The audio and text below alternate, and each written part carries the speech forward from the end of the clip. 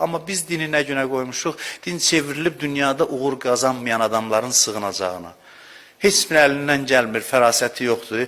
Başqalarına da paxıllıq eləyir dünya adamlarına. Deyingən, belə deyək, qaşqabaqlı, qəzəbli bir insandır. Çünki uğur qazanmayıb, gəlib sığınıb dinə ki, güya inşallah ahirətdə xoşbəxt olacaq bu. Bir adam ki, dünyası ağrı, azar içində keçir, zarımaq içində keçir, ona heç bir xoş aqibət vəd eləmir bizim dinimiz. Bizim dinimiz deyir, ahirətdə o kəslər şaddır ki, dünyada şaddılar. Ahirətdə o insanlar xoşbəxtdir ki, dünyada xoşbəxtdirlər. Yanlarından keçəndə havası adamı vurur ki, bu nəsə xoşbəxtdir, bu nəsə şaddır. Bunun şadlığı bizim şadlığımızdan daha dərindir.